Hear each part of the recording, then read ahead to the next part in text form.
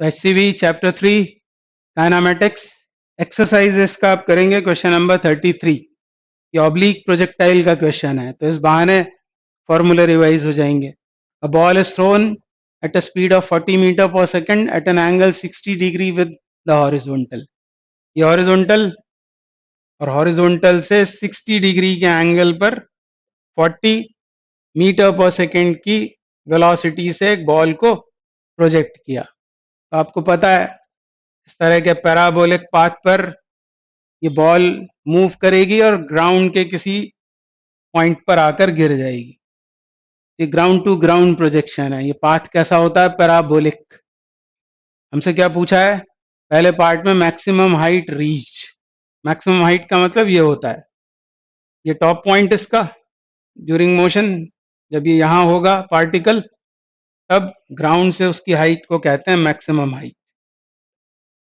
और दूसरे पार्ट में हमसे पूछा है रेंज, और रेंज का ये मतलब होता है ये पॉइंट ऑफ प्रोजेक्शन और आकर ये यहां गिरा पी पर, तो ओ पी ये डिस्टेंस कहलाती है रेंज।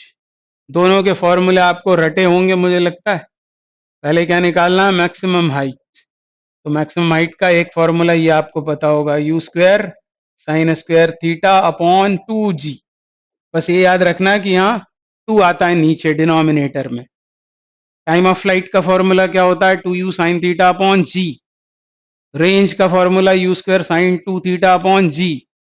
तो टाइम ऑफ फ्लाइट रेंज में जी आता है नीचे डिनोमिनेटर में, जबकि यहाँ 2g आता है। बस वैल्यूज डालना है, सॉल्व कर देना है। या फिर इसको इस शेप में भी याद रखते हैं बच्चे, यू साइन थीटा मतलब वेलोसिटी का वर्टिकल डायरेक्शन का कंपोनेंट, मतलब यू आई। तो you I square upon 2g, ऐसे भी इसको याद रखते हैं। तो यहाँ पर इसको कंपोनेंट्स में ब्रेक करें, उससे बेहतर है ये यूज कर लें। कई बार कंपोनेंट्स दिए होते हैं जब, तब हम उसे यूज कर लेते हैं इसे। तो u कितना है? 40, मतलब ये हुआ 40 स्क्वायर। फिर यहाँ क्या आएगा? साइन स्क्वायर कितना है? Angle 60, sine square 60 upon 2 times. अब g की वैल्यू बोला है क्वेश्चन में 10 लेने के लिए, ये 10 रख दिया। अब साइन 60 कितना होता है? √3/2। तो ये हो जाएगा 40 स्क्वायर √3/2, मतलब ये 3 हुआ, ये 4 हुआ, और ऑलरेडी यहाँ 20 आ रहा है। ये सब उठापटक जब होगी तो 1600 इंटू 3/80, मतलब ये 60 मीटर आ जाएगा। आप निकालना इसको। मैं तो ये फॉर्मूला याद दिला रहा था आपको कि ये होता है मैक्सिमम हाइट का फॉर्मूला। और अब दूसरे पार्ट में हमको क्या निकालना है? पार्ट बी में रेंज फाइंड करना है। तो रेंज का फॉर्मूला क्या होता है? U square sine 2 theta upon g. यहाँ 2 नहीं आता है। यू स्क्वायर मतलब 40 स्क्वायर, 1600 डायरेक्ट लिख दिया मैंने। यहाँ क्या होगा? ये साइन 120, साइन 120। तो सेकेंड क्वाड्रेंट का है, पॉजिटिव होगा वैल्यू। और इसको क्या लिखते हैं हम? साइन 90 + 30। ये सिर्फ जो बायो स्टूडेंट्स हैं उनको बता रहा हूं मैं, इसको ऐसा लिख सकते हैं साइन 90 + 30, और ये होगा cos 30, और वैल्यू पॉजिटिव होगी। cos 30 क्या होता है? √3/2, जो यहाँ यूज कर लेना है। cos 30 √3/2 into 10। तो फिर इसको सॉल्व करना आप।